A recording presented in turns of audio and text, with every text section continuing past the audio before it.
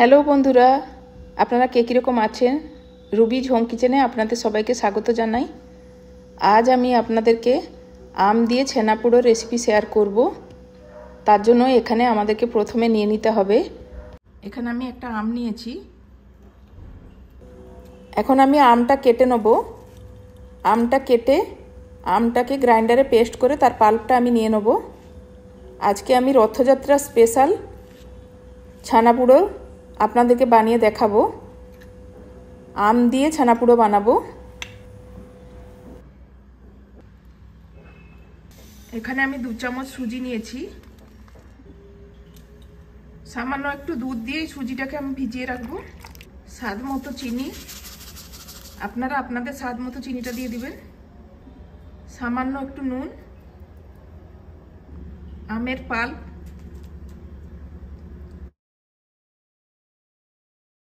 দু চামচ milk powder, এলাচের গুঁড়ো, ছানা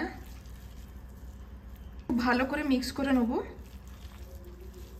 হালকা হাতে মিক্স করে নিতে হবে।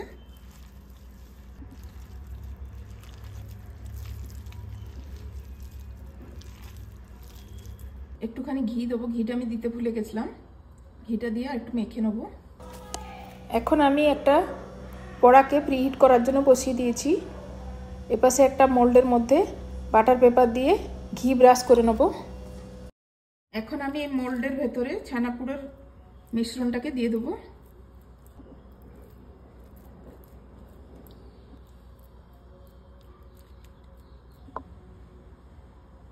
এখন আমি এর উপরে অল্প একটু ঘি ছড়িয়ে দেবো। কড়াটা প্রিহিট হয়ে গেছে। এখন আমি ছানা পোড়োর ব্যাটারটা ওই কড়ার ভেতরে বসিয়ে দেবো।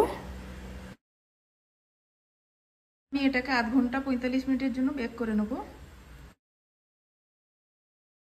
আমার পুরো 1 ঘন্টা লেগেছে। আপনাদের সময় কম বেশিও লাগতে পারে। এখন আমি ছুরির সাহায্যে এটাকে দেখে নেব যে এটা হয়েছে কি নাই। এটা হয়ে গেছে। এখন আমি ঠান্ডা করে এটাকে কেটে নেব। বাটার পেপারটা খুব সুন্দরভাবে উঠে গেছে। বাটার পেপারটা তুলে দিয়ে আমি ওর উপরে একটুখানি পেস্তা কুচি ছড়িয়ে দিলাম। আপনারা চাইলে নাও দিতে পারেন।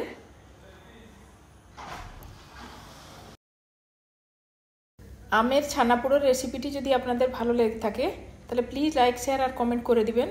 চ্যানেলে যদি প্রথমবার হয়ে থাকেন তাহলে প্লিজ সাবস্ক্রাইব করে দিবেন। আপনারা কে কোথা থেকে দেখছেন প্লিজ আমাকে কমেন্টে জানাবেন। আমের ছানা পোড়োটা আমি এখন আপনাদেরকে কেটে দেখাবো।